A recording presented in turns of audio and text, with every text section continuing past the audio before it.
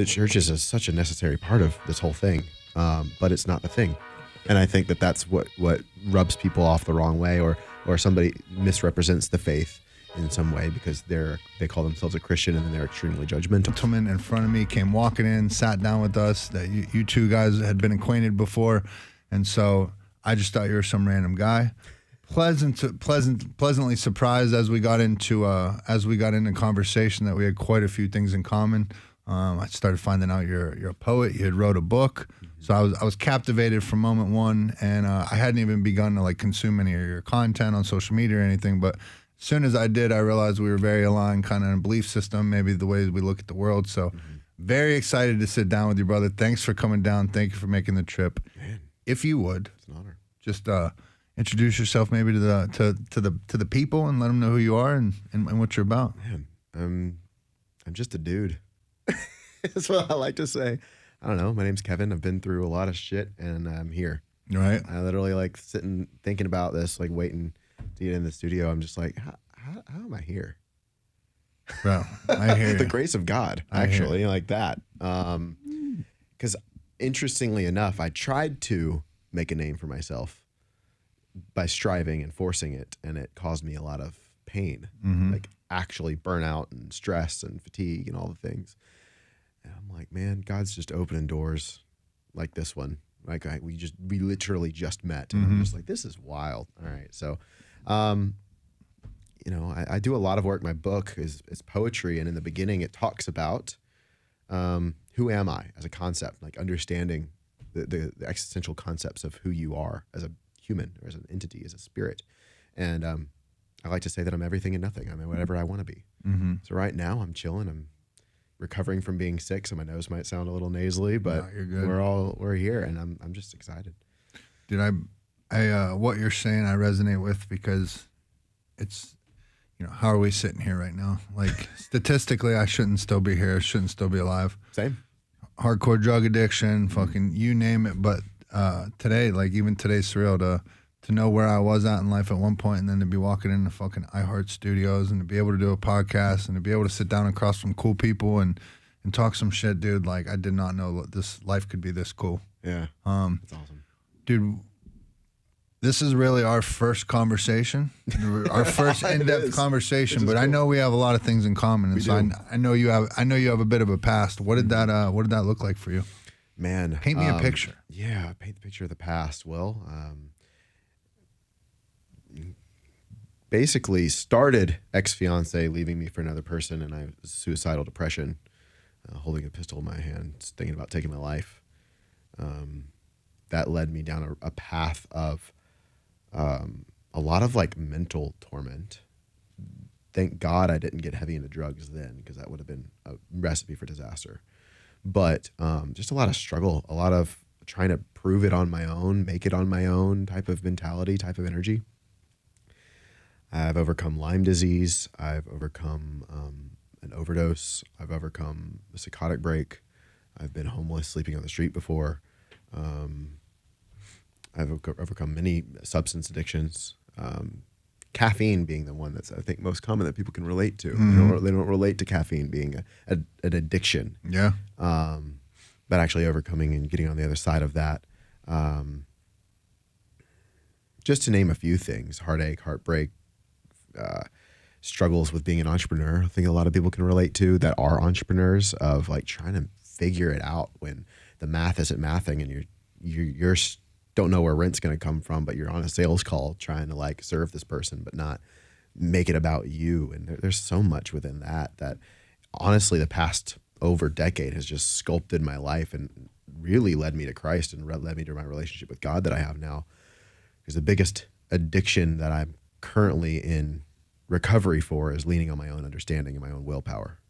Trying to do it myself. Yeah. Like the old saying, if it's meant to be, it's up to me, type of thing. That I lived that.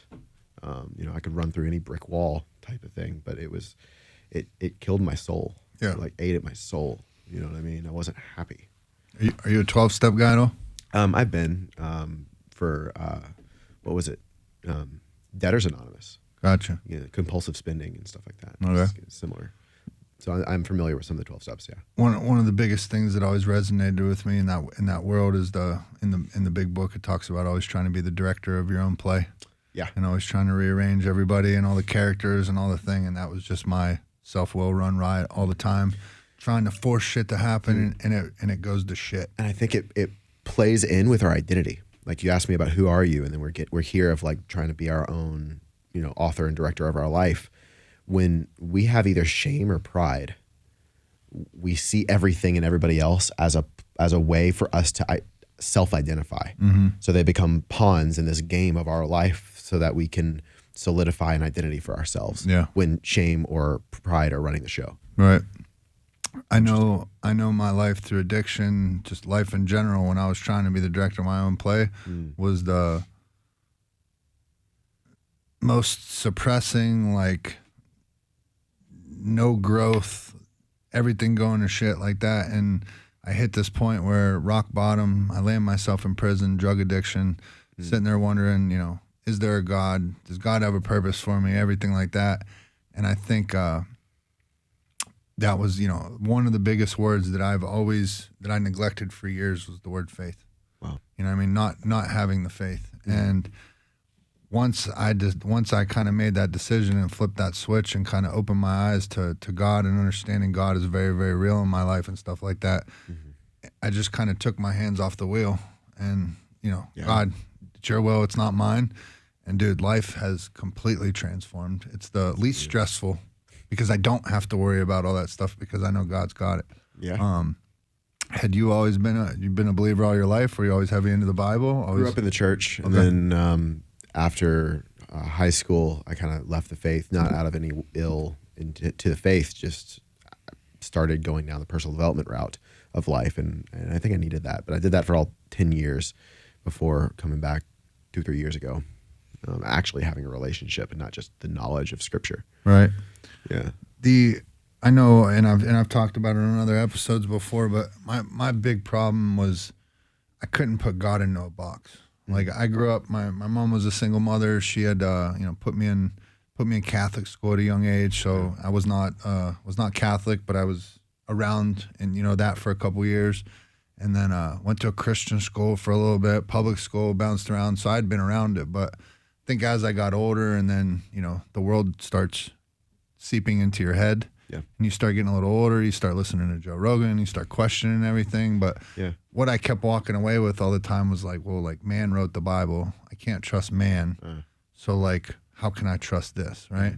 And so it's like, that's what I'm talking about, not being able to put God into a box. Totally. And neglecting the word faith.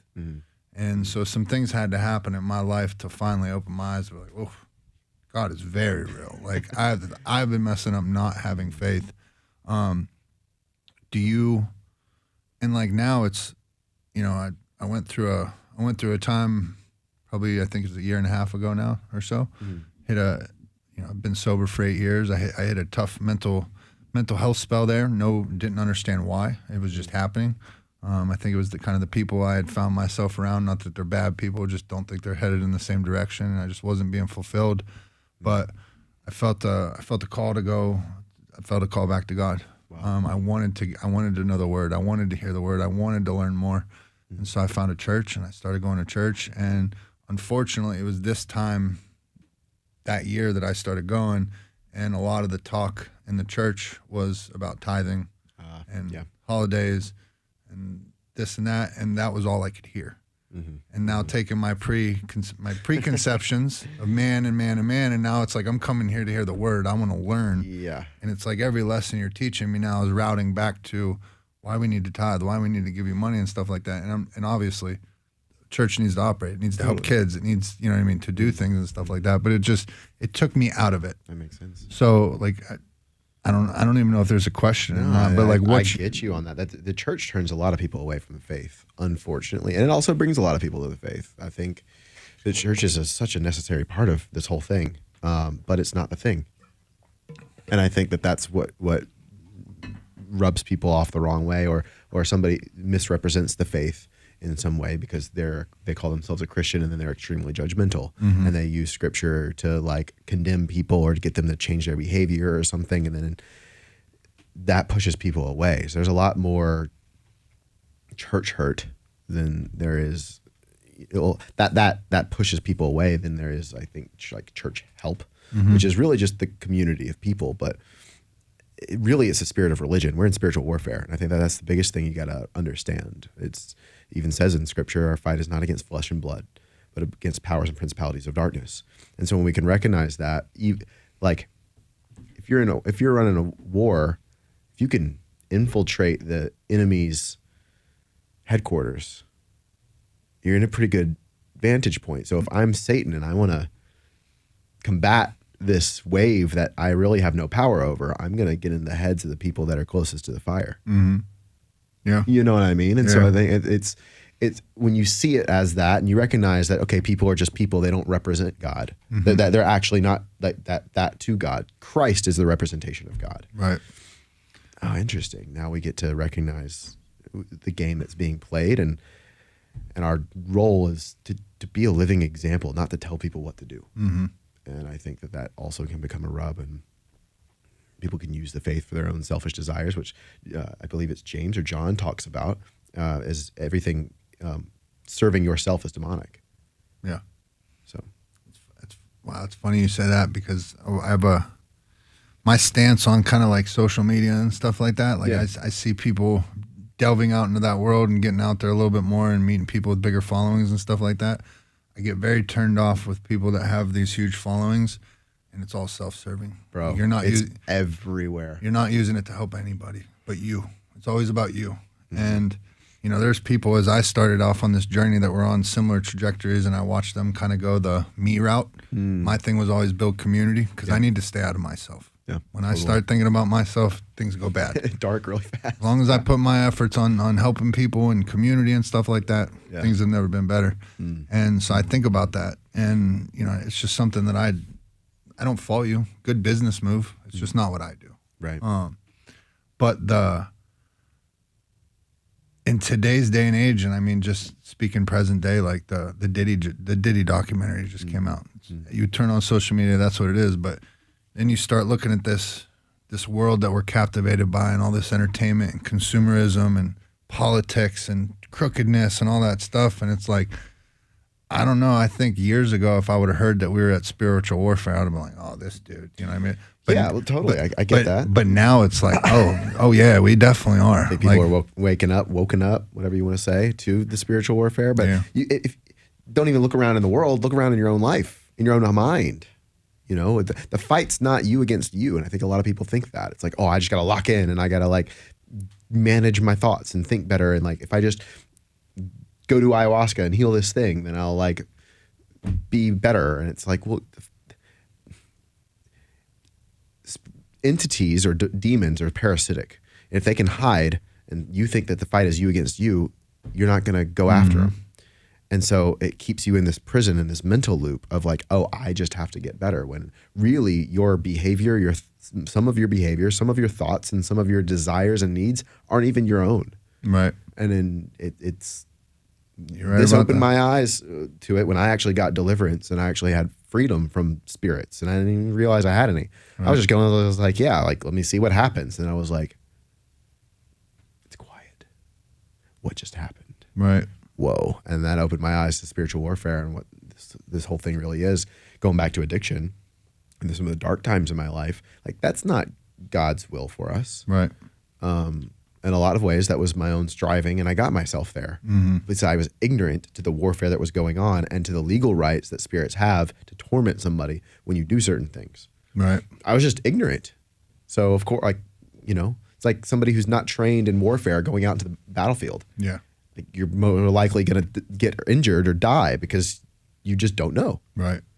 Dude, yeah, whenever, this may not sound crazy to you, but like I routinely feel like I get, you know, signs from God. Oh, not crazy at all. Yeah. I feel like God is protecting me in so many situations, and I see it. I hear it. I see it. I see what's happening. And I just think when I was lost and I was doing drugs and I was in that world, you want to talk about spiritual warfare, when you got like Satan in your life like that, my eyes were never open to catch this stuff. They were there. Yeah. They were there the whole time. I just wasn't ever opening my eyes to catch them. Wow. I don't, dude, it's been some of the most I've never been a deep thinker in life, I wouldn't say. until these past couple years, and it's because I've gotten in touch with God. That's awesome. And I may not go to church, but my relationship with God has never been better. That's awesome. Talk to him every single day. Very, very real in my life and stuff like that. And so it's like now I just feel so blessed to have my eyes open to see these things. And then, you know, we talked a little bit when we first met. Like in my world, in the addiction world, you've come from it as well. But people step into the 12 steps or whatever, and as soon as they hear the God word, it's Sure. you know what I mean? They get all uptight about it, and that's why they go with the God of your understanding, a higher power. I never really had that hang up when I heard it, but I've always felt that I've also never been the person that's going to be like the quintessential Bible thumper that's going to be trying to force it down your throat. But I think that I talk about it in a way that brings people closer and opens their mind to it a little bit. You know what I mean? Should be. We're just like, yo, this is what I believe. Right. You don't need to convince anybody of anything. That, from how I see it, the truth doesn't need convincing. Yeah. It's, you know, this desk is white. If you think it's black, okay. Like that is not going to affect my lifestyle at all. Right. That's a good way to put it. You know, Yeah. that's how I like to think of it. You know, it's interesting though, like what you brought up, the whole like God word rub for people. I don't know, because I didn't have that much of a rub with it either. I used to see God as, when I had an opinion of God versus a relationship with God, things were totally different. I had an opinion of who I thought God was as the cosmic, allness of everything. Everything's God. I'm God. You're God. The table's God. The air is God. All of it, which is quantum physics. And that's a perspective, but I don't think it's the perspective, right? And there's not a lived relationship. You can't have a relationship with that. You just get to manipulate it all, Right. to bend to your will, which is then you seeing you as God. Yeah. One of the most powerful things I've heard within this past year too is I listen to this prayer app every morning, and one day it says a prayer and then it kind of has a little message with it, and the kind of the story that it was telling, and you might be able to reference exactly what it is in the Bible, but basically this guy was he was praying to God and was praying for certain things, and then one of the things something bad was going to happen, and he was praying to not suffer anymore. And God was like, no, I allow you to suffer because it brings you closer to me. And dude, it hit me like a ton of bricks, because I remember being in prison, and there's not a whole lot you have a lot of time to do, you know what I mean? Very few things, but I've discovered a book called Purpose Driven Life. And have you read it? Okay. No? You ever heard of it? No, I've heard of it, but I've never very good. Very, by Rick Warren. It's one of those books where you read 3-4 pages a day. Okay, cool. But it really got me to start thinking about like purpose and God. It's like, so I'm sitting in this prison cell and I'm like, I do believe in God. Again, I couldn't put him into a box, but I believe in God. And so if I believe in God, I have to want to believe there's a purpose out there for me. Yeah. And so I'm sitting there in the moment, selfishly, like sitting in fucking prison. This is his will. Like, this is my purpose. And then I started thinking about it a little deeper, and I was thinking, like, as a young man, I ascended pretty high as a young man. Just was good at sports, joined the military. I was the oldest of my brothers and sisters, so I was always a big brother that could be looked up to. And then I have this this classic, what am I trying to say? Crash and burn. Epic crash and burn is what I was going for. And I'm sitting there in prison, and I'm like, well, like, if I believe in God and I believe God has this purpose, if this is what it was supposed to be for them to look up to me and then to see me here, and if this is enough for one of them not to take that same route, then I would do it all over again.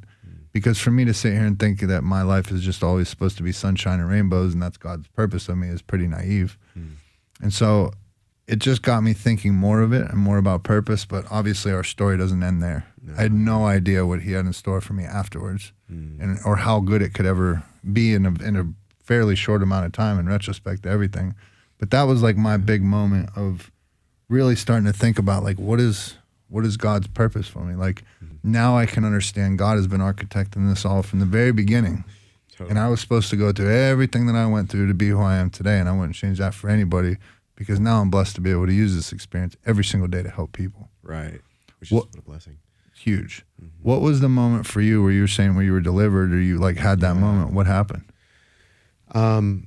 I had just gotten broken up with as a relationship coach. It rocked not only my ego, but also broke my heart, and it was blindsiding. So I was like, whoa. And then I was also upside down financially, and physically I was still repairing from my overdose. So I had a accidental overdose. It expanded in my stomach and Of what? ruptured of San Pedro plant medicine. Okay.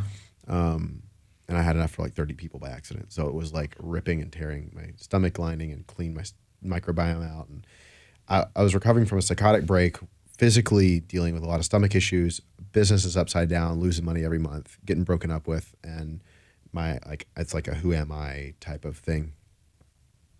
And I was like, man, the math isn't mathing. I spent hundreds of thousands of dollars and 10 years working on myself, and this is where I'm at. Like pursuing to make my life better. All overcoming homelessness, overcoming all the addictions, overcoming all the financial stress stuff. Like this is where I'm at. God, where is God? I've been doing this all on my own. And that was the like gut punch moment where I was like, I got humbled, and I actually saw it. And God just needed to bring me to the bedrock to be like, okay, there's nowhere lower to go here. Really, I was broken in so many ways. And so it's like, yeah, I'm going to start going to church again. I don't know what else to do. And then the first service was about, unlike yours, the first service for me was about like my will versus God's will. And understanding that, and I was just sobbing the whole time. And I was like, I've been doing this my way, not God's way.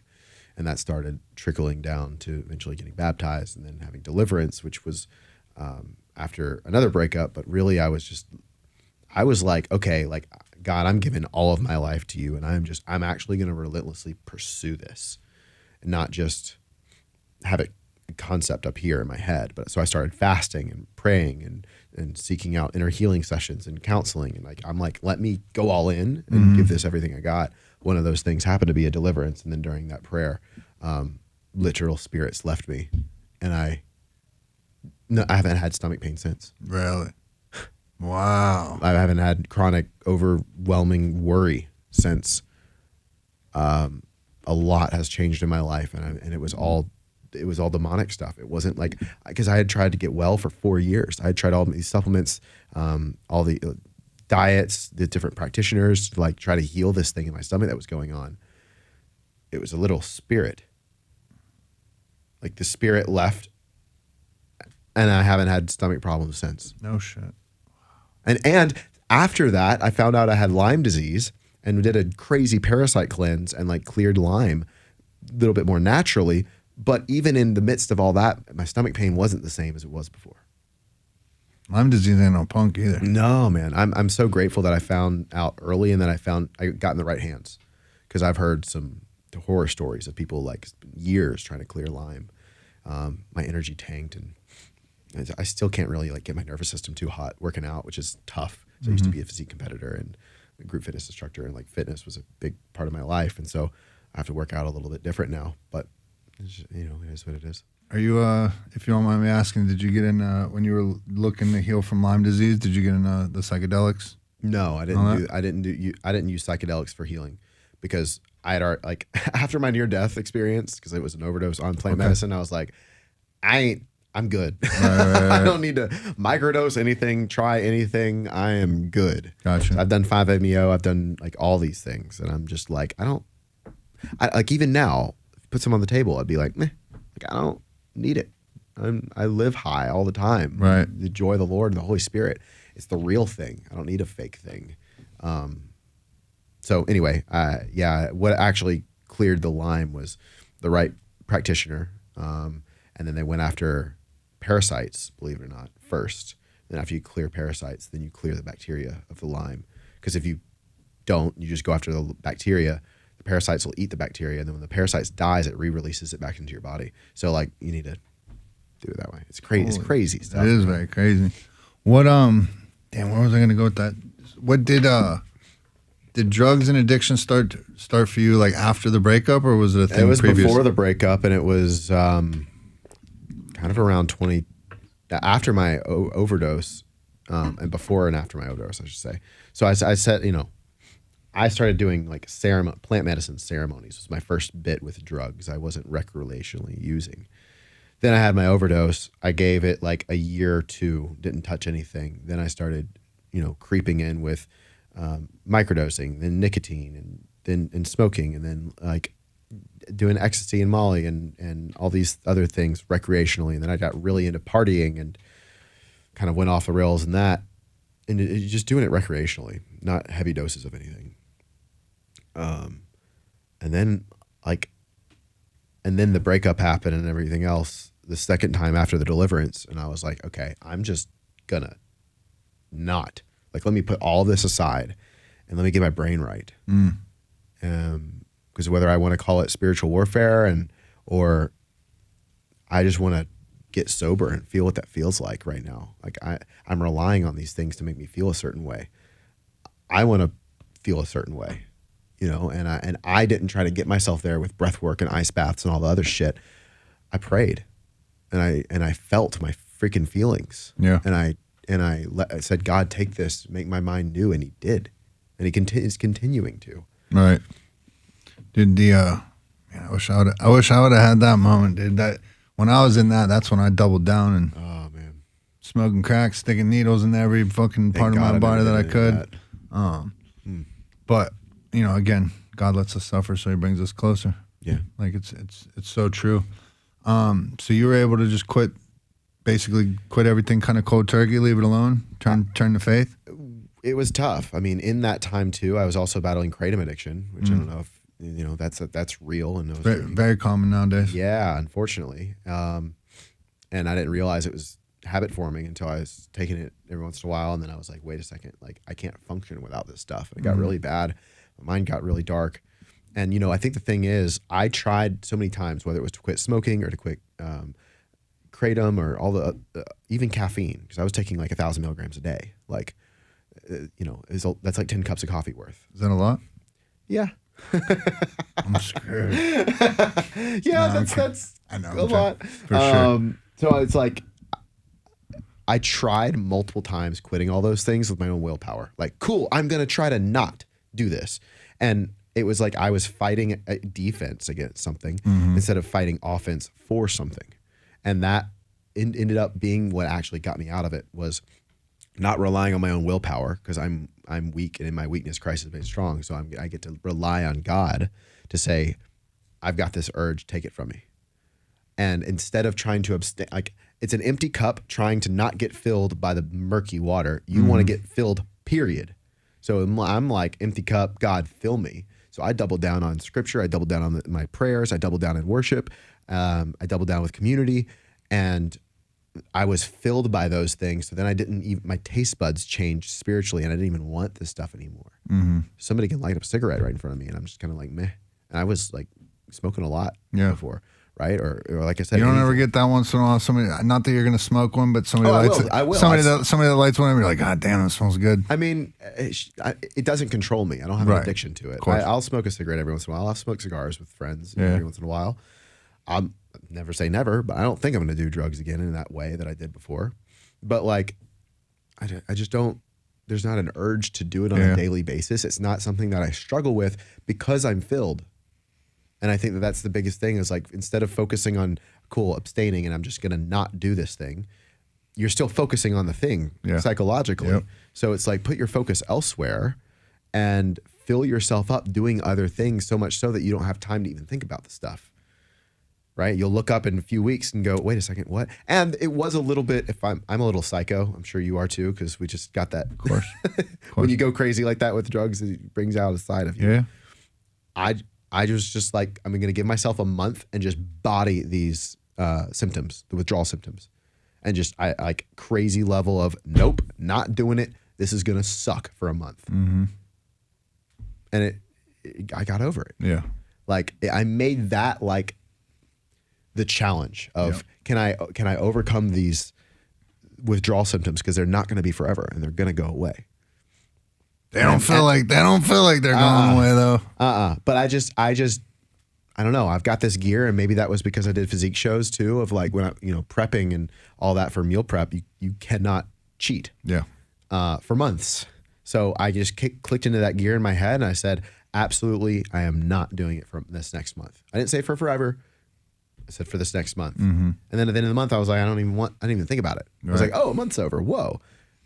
So just bodying the withdrawal symptoms, and you're brain and body will level out and just recognize you're not going to be your best self. You're not going to feel good. And that's the thing, at least for me, and I'd love to hear from you. Like we feel bad, so we take drugs to feel good. And then the withdrawal symptoms happen and we feel worse, and we take more drugs to feel good. And that starts the cycle. And it's really just all about the altar of your feelings. Yeah. And it's like when I disconnected my identity from how I felt, my lovability from how I felt, my worth from how I felt, all of this whole thing became easier. Yeah. Yeah. Dude, I think probably my last years of shooting dope were I was still on dope just to not be sick. It wasn't about getting high anymore. Like I didn't ever have enough money to like get high. You know what I mean? Like I became immune to dope pretty much, but it was just a fight every day to not be sick and not go through those withdrawals. And then, like you're saying, eventually the best way to do it is to buckle down and just fucking go through it. Yeah. Go through it the fucking hard way, not go through it the easy way where I need Xanax and I need this and I need this. I had to do it the hard way. And, you know, for me, I'd say you're very blessed to have been to that kind of mental space of prepping for a show and that extreme being able to lock in, because I didn't get that until, you know, thank God, early in recovery, I discovered running. Oh, wow. And running tapped into my mental health like nothing ever had before. Yeah. It completely started to transform me. It transformed my entire experience in treatment, everything. And then here I'd started running while I was in treatment. And so now once I got out of treatment, now I had this amazing community. I'm blessed. I end up in Austin, fucking Texas, the best running community in the world. I find them. Then I find trail running. Then I find a woman that does ultra marathons, which I don't know what it is. And then she starts poking my competitive buttons. And so a year into sobriety, then I run my first 100K. Let's go. And then I get done with that. And I'm like, well, there's never a reason to run this far ever again. And then the next morning, I'm like, what's the next one up? Yeah. And then I'm signing up to do a 100-miler. And that, number one, that was what proved to me that I was capable of far more than I had ever given myself credit for. For years of introducing myself as an alcoholic, an addict, a dope fiend, all that stuff, that's what I had beat into my head. And I remember standing in Bandera, Texas, getting my buckle from finishing a 100K. Just found out that I had won an entry into Western States, which is the biggest 100-mile race in the world and all that stuff. And I remember looking around and I was like, dope fiends don't do this. I'm far more than this. Yeah. But every day I can still draw back onto where I was then of dialing it in, fucking the grit it takes to get through a race like that, the training that goes into it. Yeah. And once I think you've put yourself in that spot, and then you come up against something like kicking or withdrawing or everyday problems that take people down, you're like, oh, this ain't that. So you shift into that gear. Right. Like whatever that thing is, for you it was running, for me it was fitness, competing. Like I think it's important that people, especially men, I think, develop that muscle to just shift into that gear. Yeah. And for me, and I'm curious about you, like that quote unquote saved me before my relationship with God. So it was the only card in my deck that I knew how to use. And that became dangerous. Yeah. Because then I couldn't turn off. And that's what developed even more addictions down the road too. Someone asked me a very important question one time, and I was saying at the time, my very narrow view, running saved me. That's what I was saying. Running saved me. And they're like, what if you get injured? And I was like, oof. Oh, fuck. Like, what if I get injured? Yeah. And then, of course, eventually, I get injured. Oh, and then that's what kind of segues. I get my heart break up. Best thing ever. Thought it was the worst thing that ever happened to me. In hindsight, best thing that ever happened to me, because that pushed me into the gym. Wow. That gave me another tool that started helping me understand balance. Yeah. I got the confidence from the gym that I didn't get from the running. You know what I mean? All these things that happened. And then as I continued to progress through this, at first I said running saved my life. And then I went and I said my friend Penny, who introduced me to running, saved my life. Then now I can take a step back and understand God saved my life, because God put Penny in my life that put running. There you go. You know what I mean? Yeah. I don't know, dude. It's such a narrow view back then, and you think that's your entire world. But as you have these experiences and this faith and everything, and you continue, it's cool to look back and be like, dude, God has been architecting all this shit. Been God the whole time. It has. Yeah, and I think that's part of the illusion, is that we think that we can save ourselves in some regard. Yeah. That we can get ourselves out of the pit. And it's like, that's God. Dude, I this just dawned on me driving down the road yesterday. I think it was the day that I had met you. Yeah. But I remember there was a guy that I had, like, he was my bucket list dude to get on the podcast. Mm-hmm. Had to meet him. Had to get him on the podcast. Yeah. And I had saw other podcasts kind of like mine, and then one got the guy. So like I'm having FOMO, like, fuck, man, they got him, like this and that. And so I don't want to name anybody, but coming off a plane one time, me and my wife, and she's a little bit ahead of me. We're in a rush. We're just getting off the plane. It was the first flight in that morning. I think it's like 7 a.m. We just landed, and she rounds the corner. We're in a rush. I round the corner, and fucking bam, there's the dude standing right there. And I'm like, and like normally I'm not like that. Like, but I didn't know what to say. I'm clamoring over my fucking words, sounding like a dumbass. And so I'm sitting there, and normally you have to understand, like, I'm a talker. Normally it's no problem. Like, hey man, what's up? You know what I mean? Get a conversation going. But now all of a sudden I'm froze. Oh, and it's like I don't know what to say. For once in my life, I'm at a loss for words. And so we'd say a couple of things, and then I'm like, can we take a picture? And he's like, oh yeah, absolutely. And so I'm trying to take this picture, and it didn't matter whatever way we turned. The sun was coming into the terminal through the windows and was glaring everywhere. So any way I turned, it was just white. Like, whoa. We were in the picture, but you couldn't. It's nothing I could ever post. It's not near clear enough. And so I remember walking away. I'm like, fuck, man, that was my shot. Fucking, I was like all hard on myself, this and that. About a week later, dude gets straight canceled. Like publicly shamed from stuff he did, all that kind of stuff. And then, I bummed for the guy, whatever like that. Don't know the full story or anything.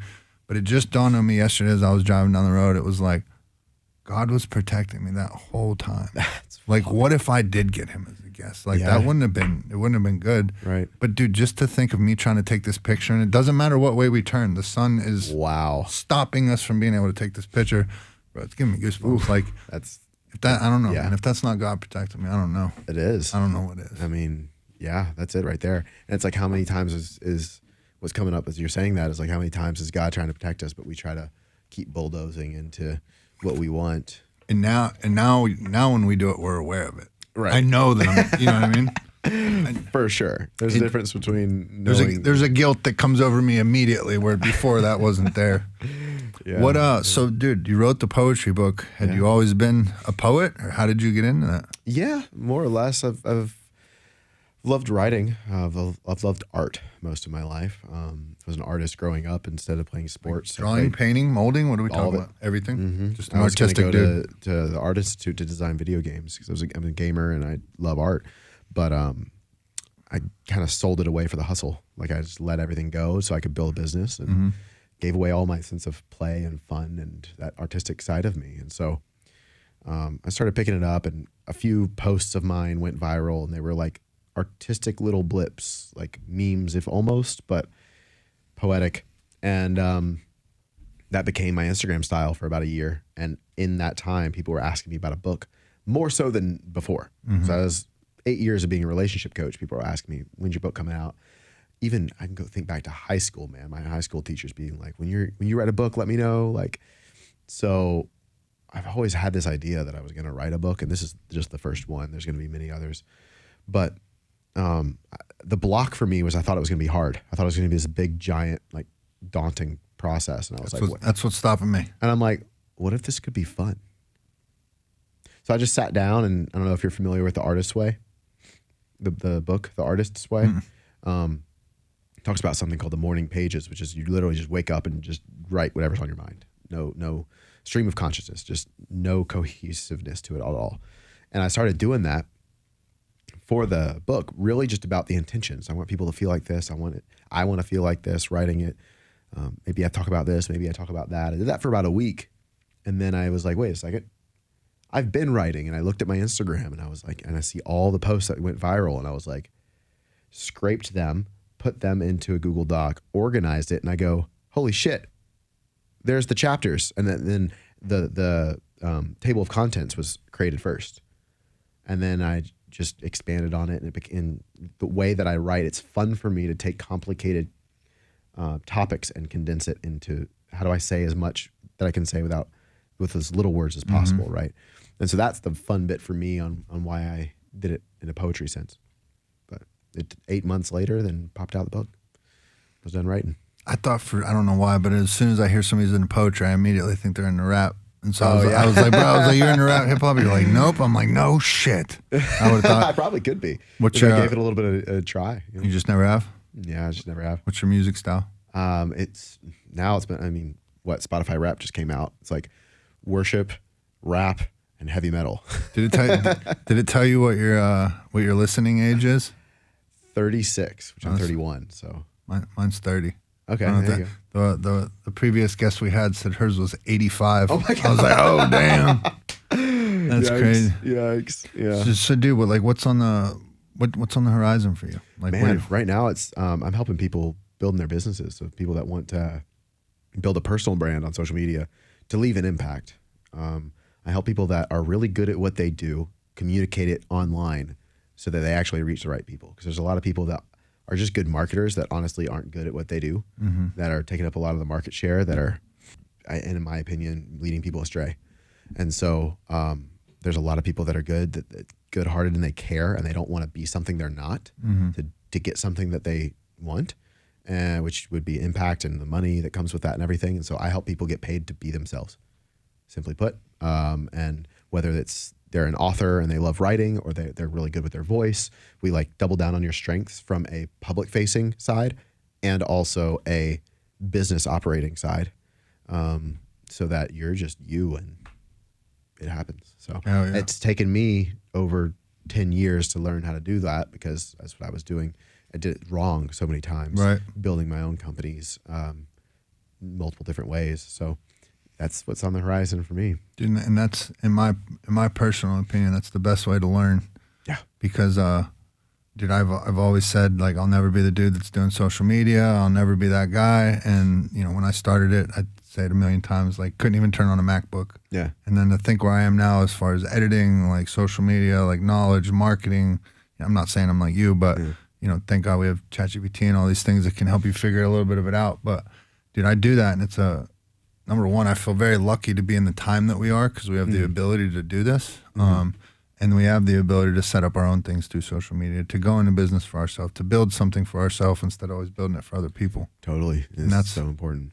That's what I'm about. And I think people don't realize that. Maybe people think like, oh, like I don't have anything to bring, or I don't have anything to say. And it's like, your story and what you've been through and the things that you've failed at are part of the thing that you're supposed to be doing. I think, like, again, go back to the spiritual warfare thing. Satan attacks our biggest strength. So what you like, I'm gonna stereotype here. Most women struggle with beauty because they're beautiful. Most men struggle with strength because they're strong. Right? Like the struggle in it produces the thing, but it's also an attack on the greatness that you are. Dude, I like the way you put that. It's deep when you think about it. Yeah. So it's like the thing that is so loud, like, oh, I can't get it right, or oh, I nobody likes my voice, or whatever. Well, the thing you're struggling with usually is the gift. Yeah. You're struggling with your gift because it's under attack. Because if you don't believe in yourself enough, if you don't have the identity to put it out there, if you don't, whatever it is, then other people aren't going to get helped.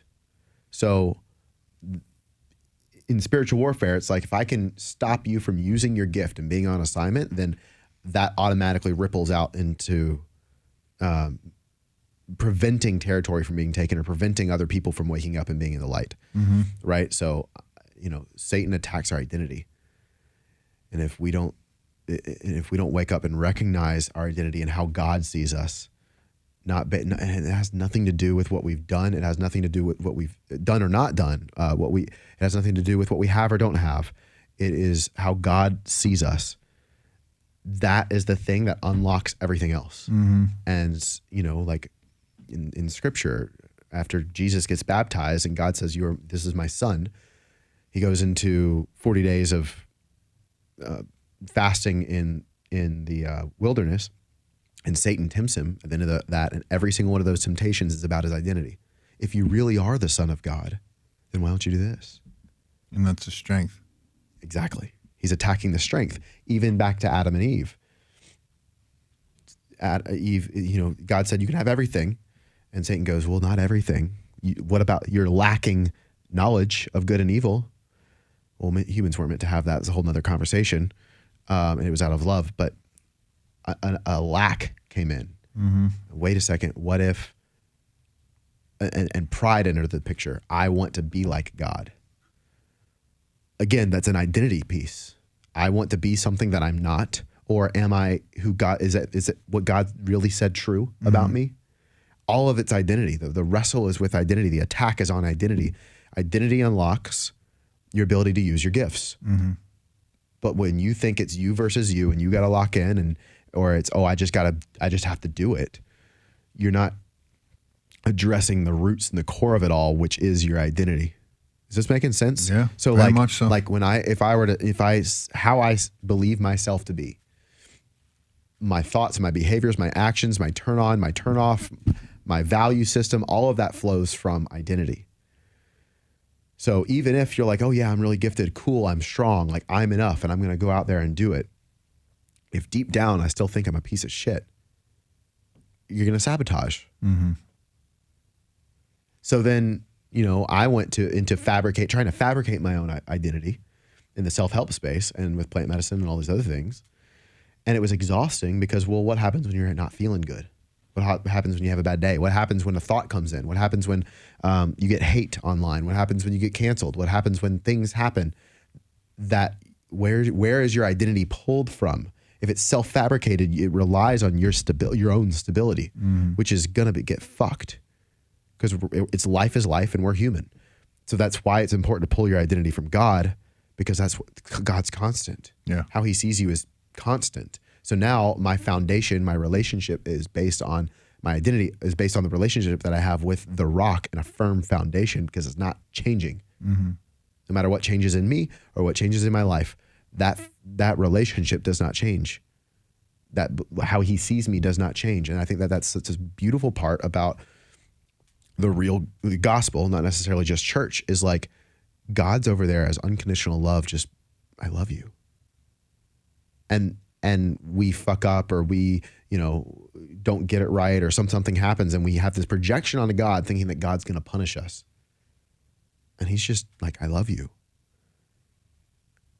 It's so, we can't even comprehend it because we haven't experienced it, most of us, in our human experience, that it fucks with our brains, and it demands that we change, even though it's unconditional.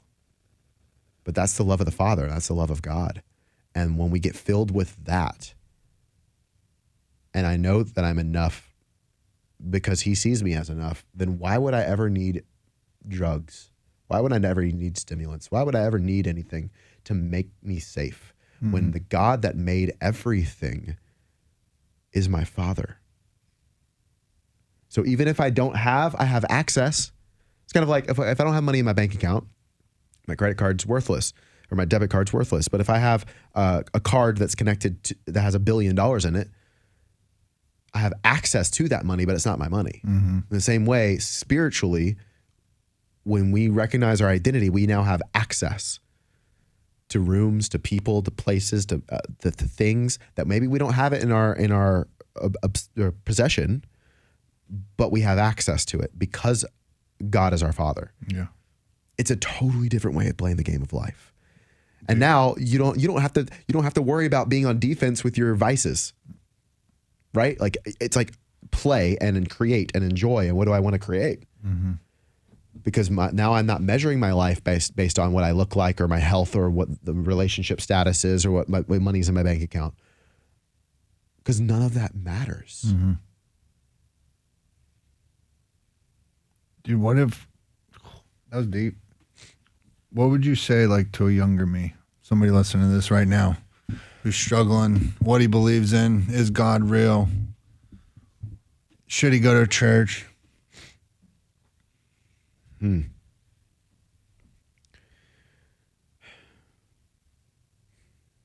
doing the right thing by asking those questions.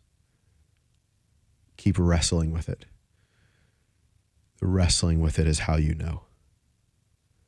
So don't look for somebody to tell you what's right. And the way you change your life is you have to change what you think you to believe to be true. So if you want to, whatever is happening in your life right now is being created because of your fundamental identity and beliefs. So even question what you think is real. Get curious and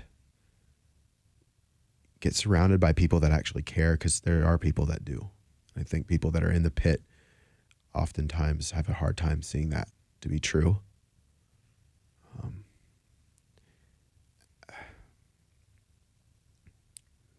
Feel what's real.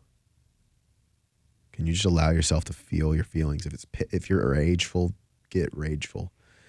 If you're sad, be sad. If you're full of shame, can you sit in it?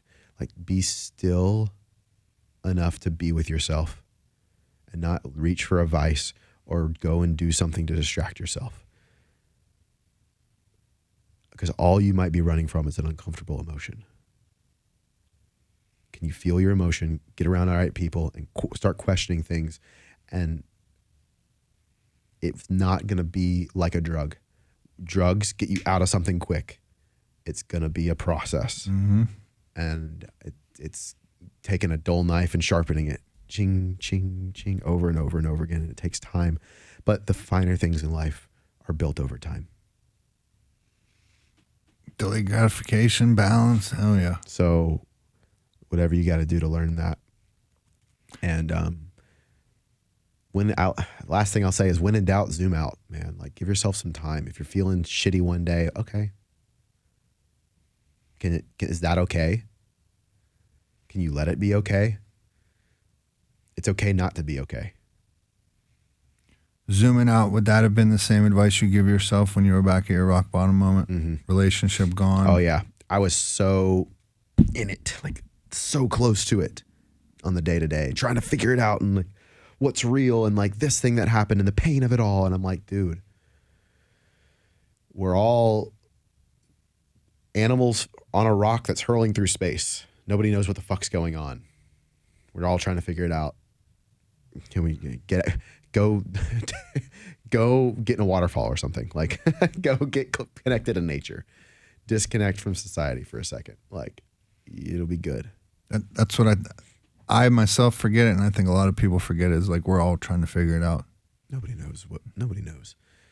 You know, even God, and I think that's part of the beauty of the relationship with God, is that we will get to heaven and not even know God, because he's so awe-inspiring. Mm-hmm. The angels don't even know God. They have to cover their face in front of him, right? Like, we'll never know. And that is part of eating of the tree of knowledge and good and evil, is the desire to know. And so I think get comfortable with uncomfortable, I don't know. Can you not know? Can you let that be okay? Right. It doesn't mean anything about you or life. You're giving me a lot to think about. This is good shit. I feel like we're only scratching this. We're gonna need part 2 for sure. Most definitely. We're only scratching the surface. So lighten up the mood really quick. I ask this every episode. Awesome. Tonight, hypothetically speaking, you are walking out for the UFC Ooh. Championship of the world. What is your walkout song? Man. That one song that just gets you ready to go. Conquer the world. Hard in the Paint, Waka Flocka. the remix version, Dubby Wubby. I forgot who did that mix, but yeah. That's a very good one. Yeah. Very, very good one. I like that one. What are you working on anything currently? Where can people find you? Yeah, follow me on Instagram at The Heart Guy. What is it? The Heart Guy. The Heart, that's right. Yeah, that's what it is. yeah. How'd you come up with that? Because it was a relationship thing? A relationship bit, and then I was at a party and somebody mentioned it, and I was like, that's good. And then it just kind of grew on me, and one thing led to another. But yeah, it's from all the relationship coaching. Oh, yeah. I remember when I started this podcast, some folks were helping me with names and all that and everything, where they were picking it sounded like kind of generic to me. Mm-hmm. And, you know, the documentary on my story is called 100 Miles to Redemption. Mm-hmm. Redemption, that word just always grabs me every time. And so I was like, how about I am redemption? And everyone's like, ooh, I like that. And then it's been cool because at the time it wasn't at the forefront of my mind, mm-hmm. but people see the I am and immediately you know what I mean, if they have faith or whatever, then they ask me about that. And it's always like a cool conversation starter. Be like, Yeah. it wasn't that way, but it is now. That's epic. So it's very good. I love how that came to be. Very much so. Bro, I can't thank you enough for making the trip. I've thoroughly enjoyed talking with you. I definitely look forward to talking to you more. Yeah. If I can ever help promote anything you're doing, help push anything you're doing, I'm all for it. And I definitely look forward to continuing to follow you and everything you're talking about, because you're dropping some knowledge that I need, dude. Like, thank you, man. to be quite honest, watching your I'm not saying anything bad about the church that I went to. They're amazing people. Yeah. Amazing, God-loving people that only want the best for the community, and they're trying to do what they're doing. But dude, just watching your stuff, like, that's what I wanted, that knowledge, that understanding. Yeah. Because I think I just the waves in which I was hearing it just wasn't my frequency. Right frequency. Yeah. You tune in the right channel. Well, I'm honored and grateful, honestly. So the way we like to wrap up the show, if you would be so kind, they got to hear a little bit about your story, a little bit about your past. But if you'd be willing to take a look in that camera right there, and maybe throw out some I am statements to let these folks know who you truly are. I truly am. I am a child of God.